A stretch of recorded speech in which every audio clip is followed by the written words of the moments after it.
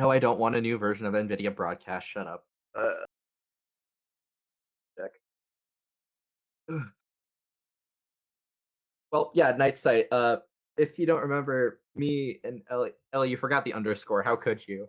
But yeah, I did a Twitch stream for a series called Die Thousands of Deaths, where basically it's just SFOB on steroids, and we reviewed like 100 games. Uh, yeah. Also, yeah, Astral Day 2022, I believe, was streamed on Twitch instead of YouTube, and that was the last straw for me because I forgot to set up VOD recording and lost it permanently because no one was recording. uh, why'd you just ping me randomly? Uh, okay, I need to get a display capture up. Hang on. Go my monitor. Uh, I just gotta this. All right, we'll be starting in just a minute. Just let me get set up. I'll basically just be live streaming inside of this stage channel. Just a screen share. I'll still give it a couple minutes just for people to join in. Also to make sure my recording is set up properly. Well, actually, I should probably make sure everything works first.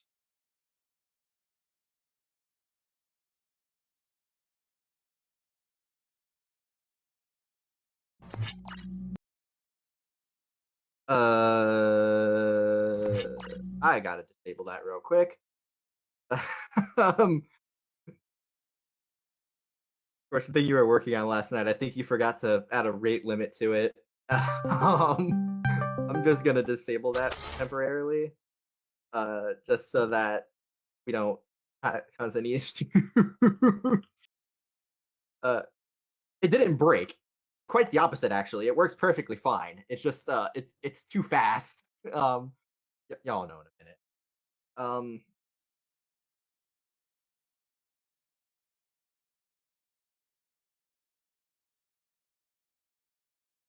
Victor, I will let you know. Archives Hub is not releasing today. However, that will be coming uh, ideally this year. Uh, I mean, I was working on it a while ago, but there's just so many things we have to work on. All right. I think it's about time we get started. Is everyone ready? All right. Well then, for the record, I'm just going to be streaming my studio window.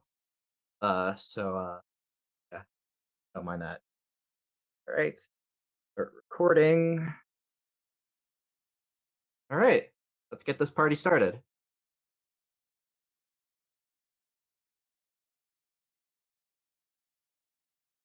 Okay.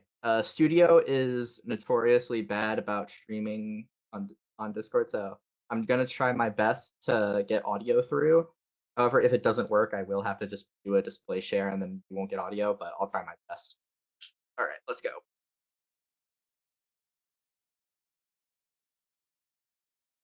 All right. So does everything look fine on y'all's end? It's not like zooming into a random window. Okay, cool. And can you hear the ominous hum coming from the right side of the screen, or like my footsteps? No audio? Great, hang on. How about now? Okay, cool. Well, let's get started. So, hello everyone. Welcome to the actually yeah, I'll turn up the audio for y'all. Okay, there. Yeah, but welcome to the gameplay dev site for GRC. Uh this is the small little area we've been working on for the last, I don't know, month and a half maybe. And if you can't tell from the humming on the right side of the screen, it's very, very cool. Uh, so first off, this hallway. I'm not turning around for a good reason, but you can see we have a little door here. This little Mercury doodle, which is actually a sticker in the Discord server, is our little work in progress marker. Yeah, there you go, Rabbit. And so then we got this sign over here, which, I mean, this was originally going to be the final, like 5 years of Astral teaser, except I kind of got really tired, took a nap, and forgot. So, sorry about that. But now it's time to turn around and meet the DTX AFR main control room. You may notice these signs. Also, yes, you can zoom in. That's something you can do by pressing C. And you can see here that basically during like any weird events, that would turn red to say that you should probably get the hell out of here. Now, take a walk through this door. Enter the main control room. I will note, this is very much still work in progress. It is like probably 20% complete at most. But we still wanted something to show after so long. 10%, yeah. So we zoom in, you may notice there's a whole lot of errors. Like none of the data is coming through. And yeah, as Brett mentioned, there's 8 spark probes, not 4. Which is something I'll touch on later once we actually look at the reactor. But first, in order to actually see some data, we have to enable data link. So I'm gonna walk backwards to prevent spoilers, but there's a sub-level to the control room. You can see here that it's like a little walking path. And then you can head down here, the sub-level. You'll have to send the little code snippet to actually run it. I kind of forgot what it was. Yeah. But yeah, you can see here, these are the servers that were in one of the teasers. And in order to connect the data, you have to turn the servers on. So in GRC, one of the things that make it unique is that the servers actually, you need to have each sensor node connected in order to actually see the data for that bit on the display. So for example, if I wanted to see the data on the superstructure, I would need to have this turned on. Now, in order to start up the DTX AFR, you got to turn all of them on because, I mean, if they're not on, how is the control system going to know what to do? And then you just press that button, and you'll notice these controls, they all have like sounds, and they're meant to be like tactile. And what's cool about them is that the switches don't actually like move before the controls. The switch actually is reacting to the value. It's a bit technical, but basically, instead of the like switch moving and then changing the controls, there's a giant centralized data structure called global value. I think you can actually see it in my tab list there. But basically, that global values module controls all the data for all of this, and all the displays read and write to that one data. So everything is centralized. So it's really cool. So let's take a look at the other rooms on the sub-level. First off, we have a second area for thermal management, which is definitely work in progress. But if we head down here, you'll notice there's a little surface proximity prompt, and we can actually head into the server bay. These servers were modeled and textured by Gas, which shout out Gas, they're fucking amazing. And then we have the Advanced Cooling System 2K23. Yeah. Slight trivia notes. You may notice the acronym AC2K23 because that title was a reference to Astral Central 2023. I just put the system there just to fill it out. Also, yeah, I came up with Abram Industrials literally just for this. So, yeah. Also, something in here that I should probably mention. This UI is a placeholder, but you can open this up, and this is how you would do maintenance on this. So this is just a little like this is just a little lore thing to read up on this, but we had the idea of doing something like Innovation Thermal Power Plant where you basically just do maintenance on stuff like this, but we also had the idea of making it a bit more interactive. If you have feedback on that, let us know and we'll listen to it. Oh my goodness, I just realized.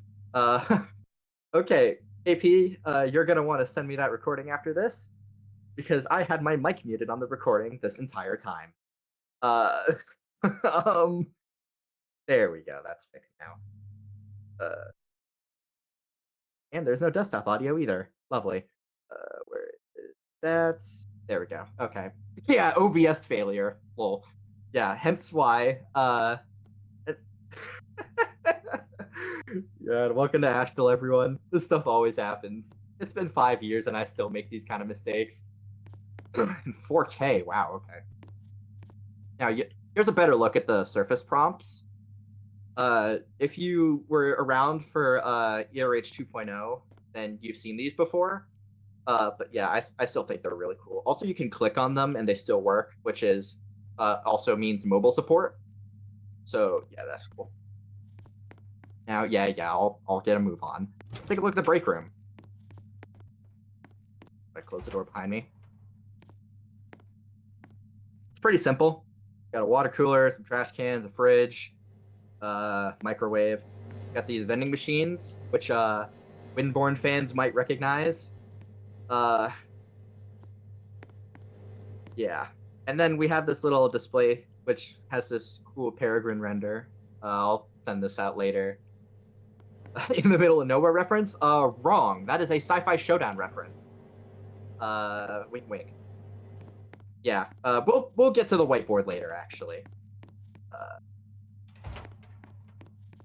Now, let's take a look at the supervisor's office, which I still think is pretty cool. This is one of the cozier spots that you can just chill in case you want to break from the busyness.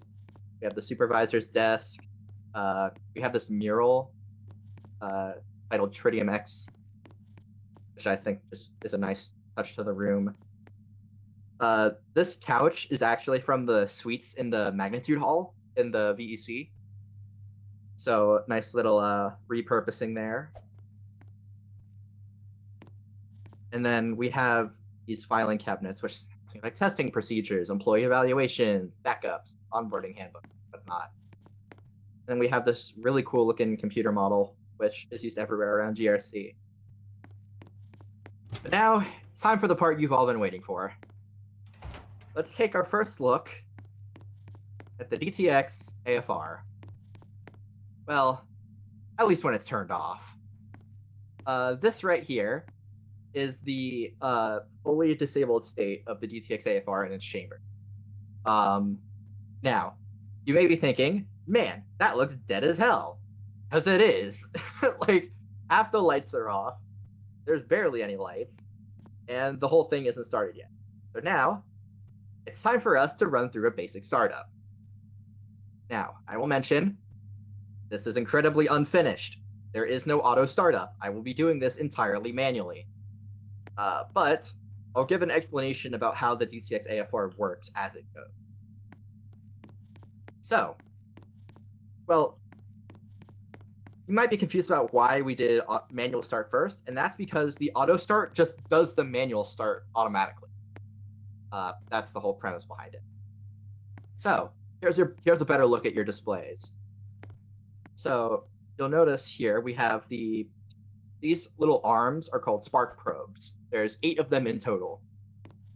And then we have the primary and secondary fusion coils, which will be created as these things all power on. And then power generation's very unfinished. And then the superstructure is the main tower in the middle here. You may also notice these like blobs there that are kind of untextured. Those are fuel atomizers. And basically these are what inject fuel into the chamber. Now you may be wondering, why are you dumping fuel into the chamber? Well, that's because the entire chamber is going to be filled with fuel instead of air. Because that's how the primary fusion coil works. It creates a coil out of the entire chamber. So, let's get started. So step 1 was actually to go down there and turn on all the servers. Step 2 is you'll notice we have these switches for what's called power states. These are basically just power switches for each of the different subsystems of the reactors. So let's get started with CAM, or the chamber atmospheric mixture power. We can head over to this little desk here, and you'll notice there's a placard. Tritium X, the main component of DTXA, is corrosive to organic material. Ensure that all personnel in the reactor chamber are well protected before introducing DTXA via the fuel pumps and atomizer. In layman's terms, the fuel will melt you. So you very much do not want to be in the chamber while the thing is on without a protective suit. So, to get started, first off, turn off the oxygen supply. Because if those spark probes are running and there's oxygen in the chamber, well, you have fuel, oxygen, and a spark, and that creates fire, which you generally don't want. To guarantee that it's fusion instead of combustion, you turn off the air supply. Next up, you turn on the fuel atomizers and the fuel pumps, turn on the fans, and then you set the atmosphere set point to DTXA. And as you'll notice, the chamber starts to fill with gas. That is DTXA. And yes, it's blue. Okay, yes, it's an aerosol. What? Yes, that's the technical. So it's like liquid, like suspended in a gas. But in layman's terms. To answer your question, Harry, yes, it does. The rest of the steps for startup are locked unless there's no oxygen and the atmosphere set point is set to full DTXA. So then, once that's ready, we can go over to the heat exchanger unit.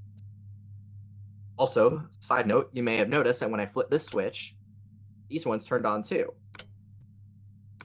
That's a side effect of the fact that these switches all read from the same data table. So if multiple switches are linked to the same thing, turning one affects all of them, which I think is really cool.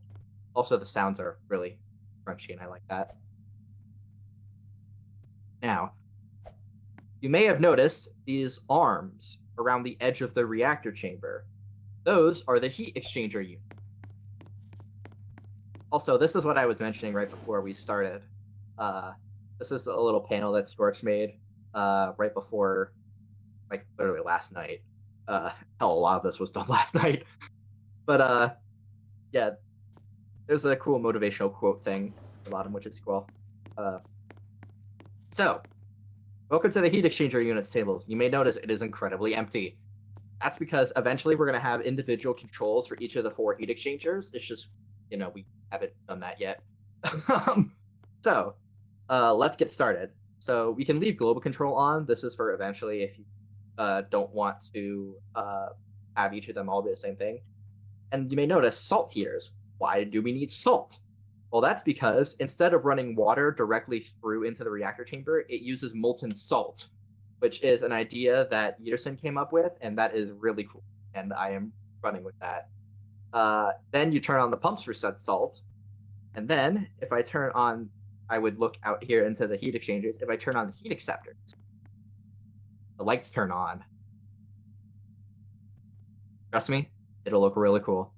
And now we can extend them into their full position.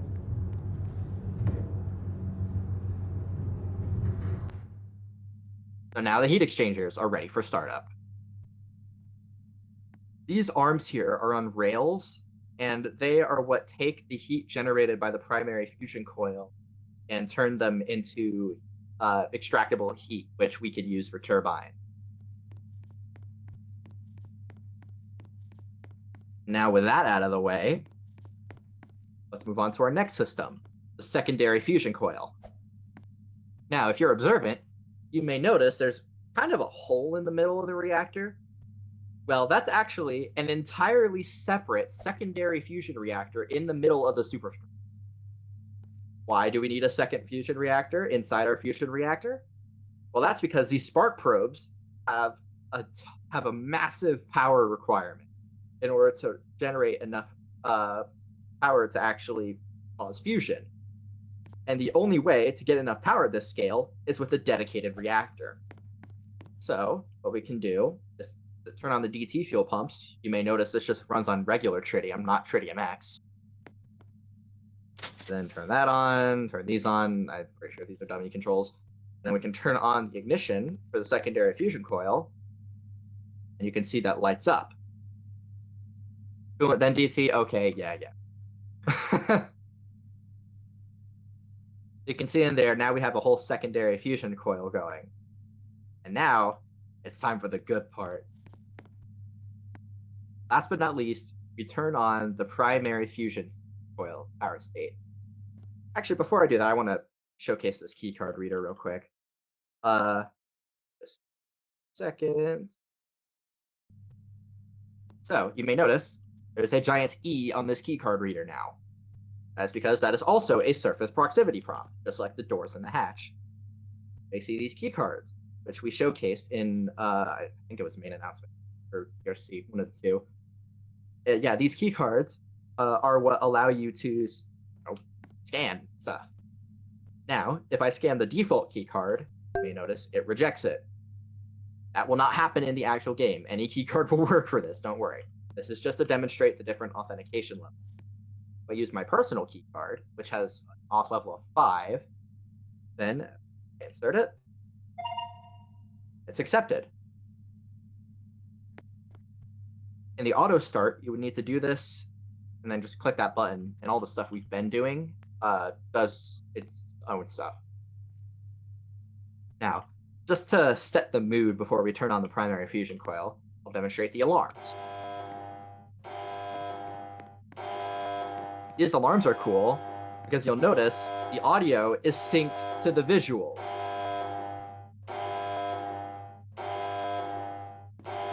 And the audio is synced across every alarm. There's no desync. And all of this is possible because of Roblox's new audio API. I'll turn these off so I'm a bit more audible. But basically, there's only one audio player for every alarm in the facility, and each alarm instance has an emitter in it. So when you wire the player to the emitters, you get perfect sync across every emitter. And I think that's really cool.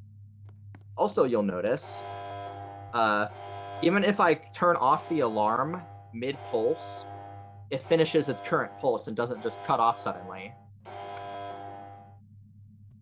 It's always a smooth transition from on to off. All right, let's turn this thing on already. So the spark probes are actually in a retracted state right now. But before we can extend them, we need to turn on the sensors, which you'll notice there's even more of these grills on the front. Now, what we can do is extend spark probes, which will move them into their extended position for startup. Now you can see this thing looks much cooler now that these spark probes aren't as, well, short. Then we turn on the rotation motors. The whole thing spins up. This is my favorite part of the reactor design, honestly. Yeah, and each array of spark probes is spinning in a different direction, which if you look at here, you'll notice that this diagram also spins, and it's synced with the actual probes. If you look at this one and this probe here, you'll notice as it spins around, it stays in sync, which is really cool. When we get to the end, I'll show you some bloopers that are possible with it. It's really funny. But now, time for the final step. Turn on the pulse ignition. Notice the spark probes begin to pulse. The primary fusion coil ignites. This is the DTX AFR. Honestly, I really like this design. We've been trying for forever to get a half-decent looking reactor model made, and if you remember, we had made a model of a spark probe back in 2022, but we could never actually get a proper model. that has all changed now with the introduction of this. Now, I think this is probably one of the most unique designs that I've seen recently. But yeah, Pio. I don't think that sketch is still in this place, but there's a it's in server storage. Yeah, maybe I'll show that afterwards. But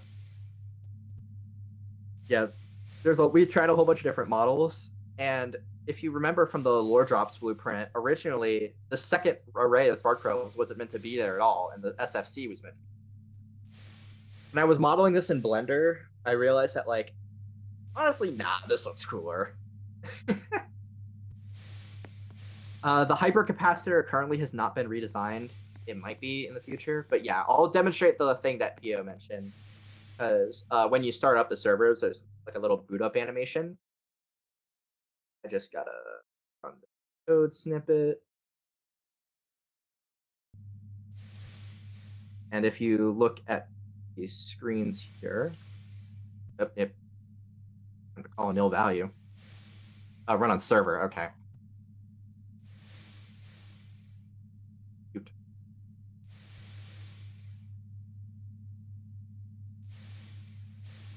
I think it did it twice.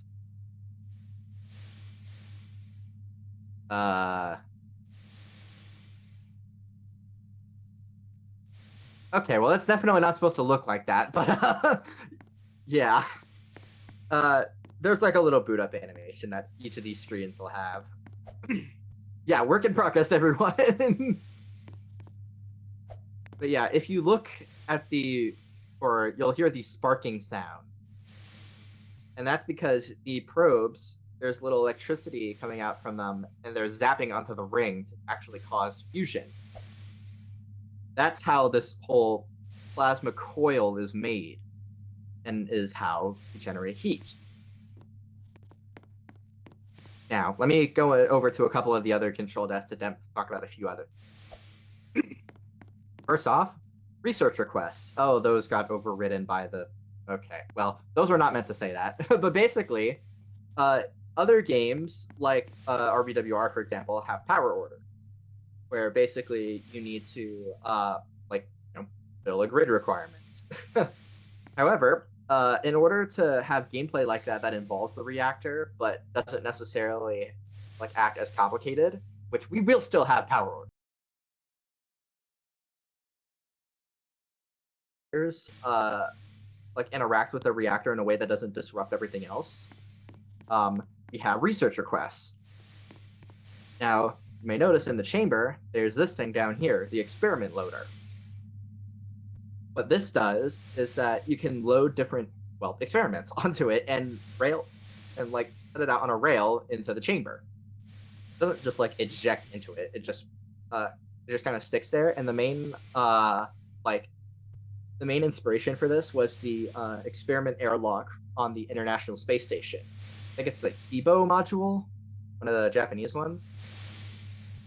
But basically, it allows you to expose different experiments to the DTXA environment, which basically this table here will allow you to control the experiment loader and gather research on different things, like how certain materials react to DTXA, or how certain materials corrode when exposed to it, stuff like that. And you'll be able to fulfill requests to gather certain types of data, and then you'll get XP for that. Now, over here, we'll have fluid management, which is where, there's going to be management for certain fluids. And yes, a philosophy that we have for GRC is that every switch will do something. There will be no dummy switches.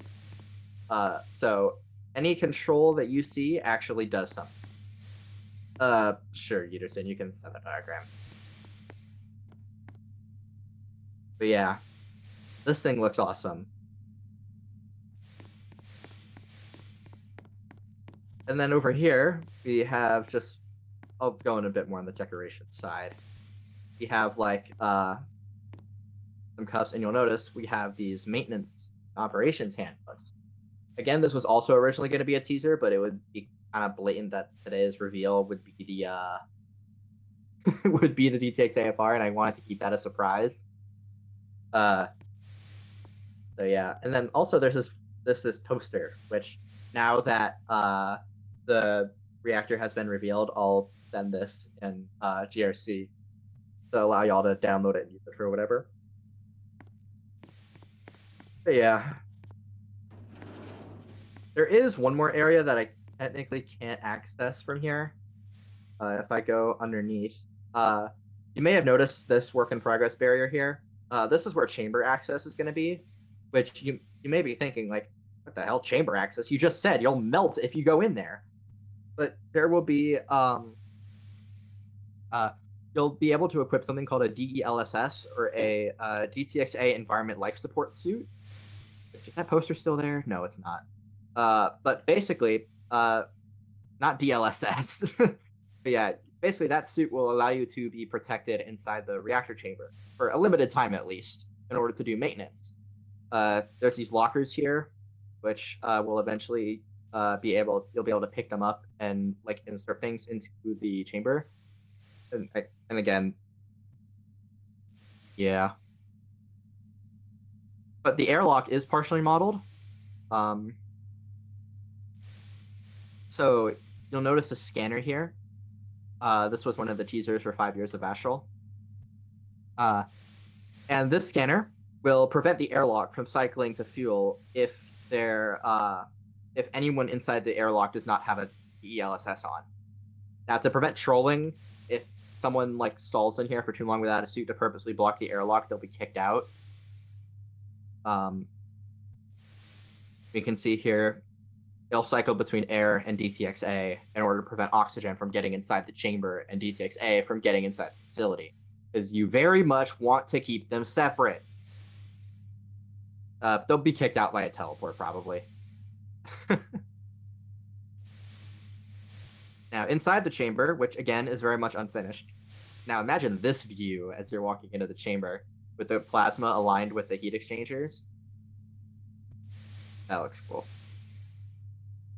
Yeah, but here's a better look at the rails that the heat exchanger arms are on.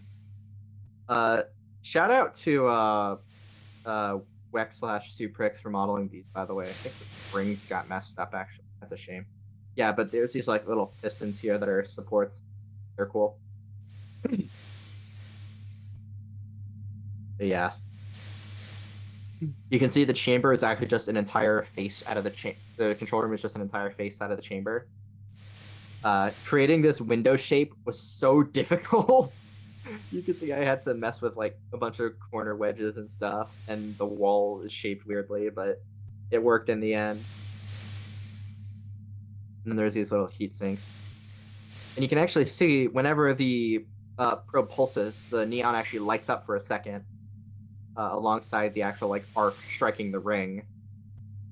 Again, just small details like that to help make this even more immersive. We may even have little maintenance bits up here in the top too. I'm not entirely sure how that's going to work, but we're still concepting a lot of things. Again, here's a better look inside the secondary fusion coil. I really hear it humming. If you see these little rings in the center, you may recognize the main inspiration for this.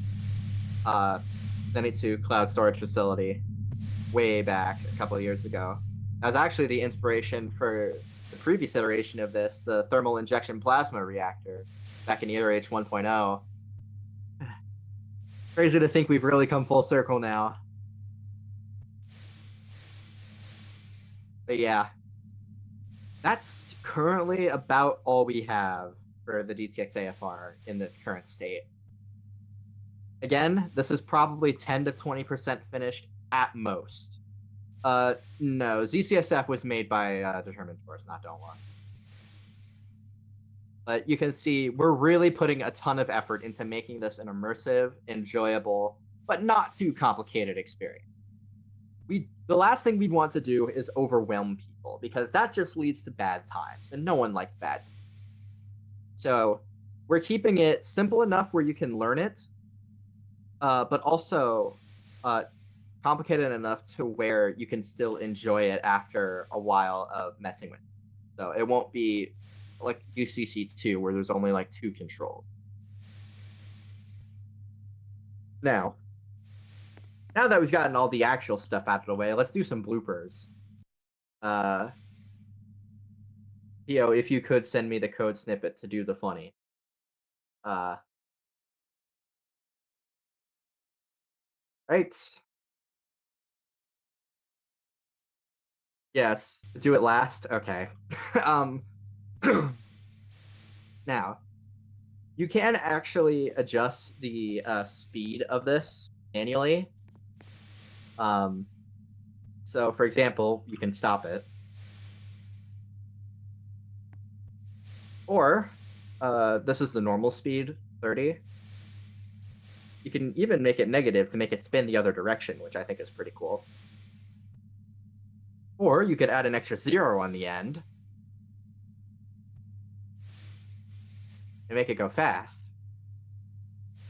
Or add another 0 and make it go even faster.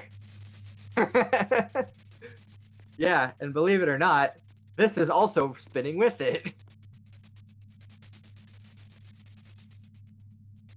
Yeah, Roblox's Doppler effect audio is making it so that the sparks are very sparky. If I set it to math.huge, it might explode, so I'm not going to do that. You can see it smoothly transitions between speeds. And that's because, well, it uses a spring module to adjust the velocity. Okay, fine. I'll add a couple extra zeros. A couple extra zeros. If this thing explodes, I'm sorry.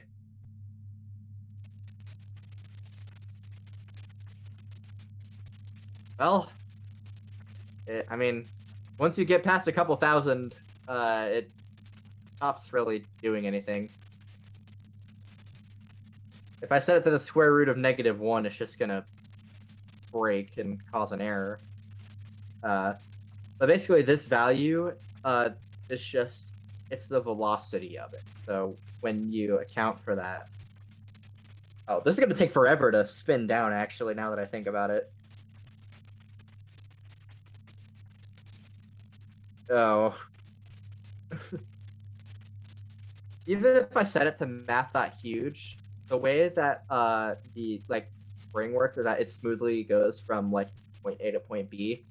So even oh uh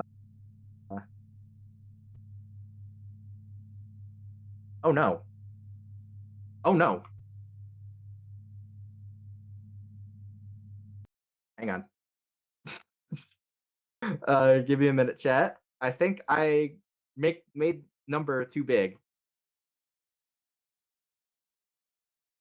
Yeah, my studio just crashed. And that is why you don't set the speed to 30 bajillion. Yeah, I'll have to speedrun a new startup. I just need to open Task Manager and force quit Studio so I can restart this real quick.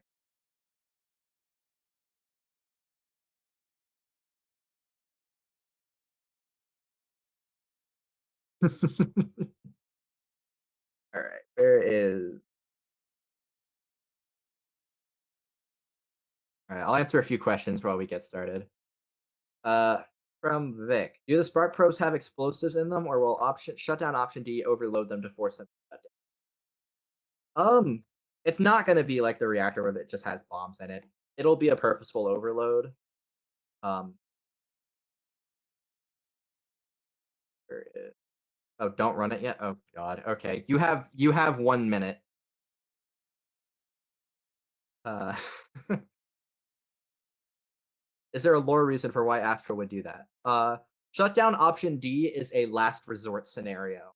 Uh, the absolute worst case is basically the window on the chamber breaking and exposing all the oxygen in the facility into the chamber, which not only would cause a massive explosion, but it would also, spread flesh melting fuel into the entire facility, which is not great. So as a last ditch effort, basically you could force overload the spark probes to cause them to break and not explode the fuel, which would at least prevent the fuel from igniting. Um, However, there are four shutdown options, and that is the last one. And yes, KP, the secondary fusion coil is something you can operate. It will have as many controls as something as all the others. If someone were to break the glass, very bad things would happen. However, you can't. That is not a gameplay mechanic. Almost done. Okay. Uh, no, not yet. Now that we have revealed the DTX AFR, we will now actually we can be more public with our development.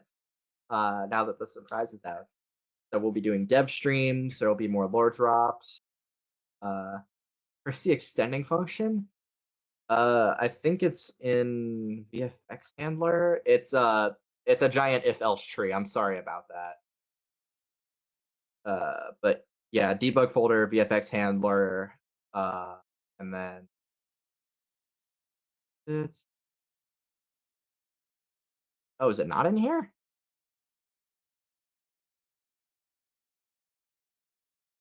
Oh no, it's in the animation test thing, which is actually in like workspace. Sorry, chat. It really just wants to do this. Animation test. It's this line that you want to put it on because the animation holds them back. It doesn't extend it. The animation actually.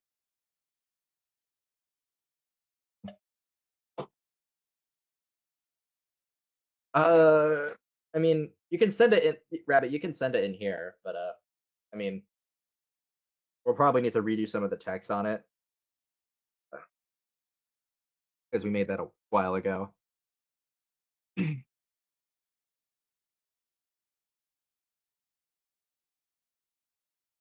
Okay, Po, come on. Yeah. Also, I have another cool announcement to make. Um, we're actually attending a community event. Uh, so Astral is a host for Astral Central, like where we host other groups. But you may not have noticed. Well, you may notice Astral doesn't have booths at any other event because up to this point, Astral Central has been the only event of its kind. However, now there's more. Introducing CyberCon. It's this cool event that the folks over at Cyber Industries are making. And Astral will be participating with a booth of our own, which will allow you to get an up close and personal look at the DTX AFR. I'll send more details on it after the stream, but it's actually really cool. The guys over at Cyber have done a really good job with what they've done so far, and yeah, while it's heavily inspired by Astral Central, I think they've done a pretty good job. And Astral always wants to support these community events, so uh, yeah, let me go ahead and send a link in other announcements, but I'll send a main announcement post about it soon. They have an event invite link. Here we go. Gonna get one that won't expire. If you want to join Cyber Industries, which you definitely should, uh, you can use this link to RSVP for CyberCon. It'll be happening in July, which I think is pretty cool. Uh, so it'll be a nice like mid-year community event, so you can get your fill on AC before AC. All right, PO, are you done yet?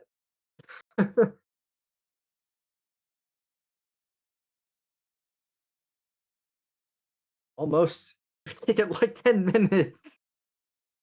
Oh my god.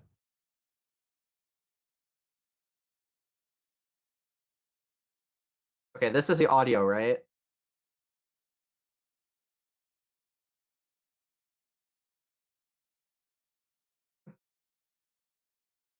Okay, should work. All right, let's get back on. Let's get back on track.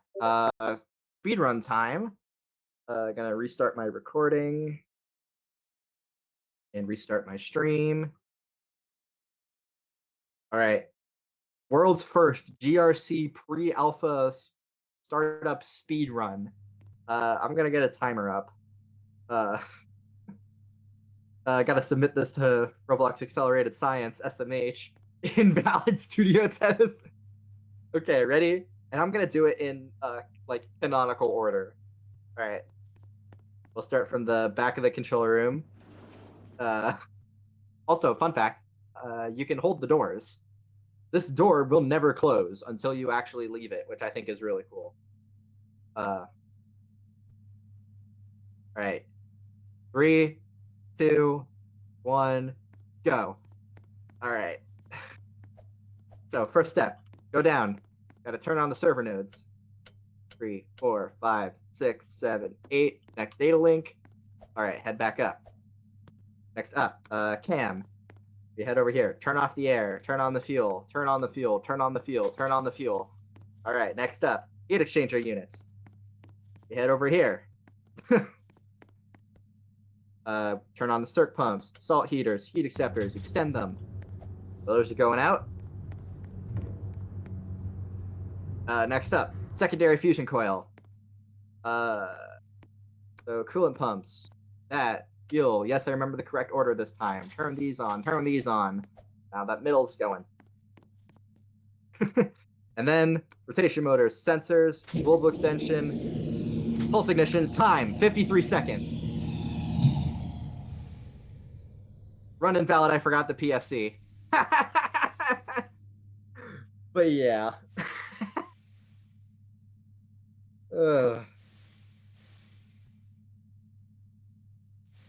Yeah. Yeah, I forgot to guys, I forgot to turn on the fuel. Turn on the fuel. But yeah. Now, yeah, I'll extend and retract the probes again so we can listen to that sound one more time.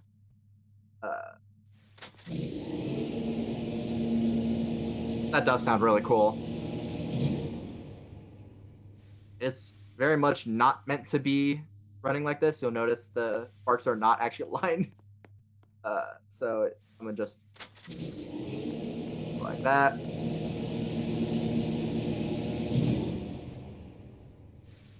Go. Now, there is one last thing we can do. If you ever wondered what happens if oxygen gets inside the chamber, what the hell? Server kick message? I did not know that last part existed. Server kick message, hi Astro. Well, yeah, kaboom. Oh, it just stays on. Okay. Well, uh, that's it for the DTX AFR. But now, do we have a winner for the creation contest?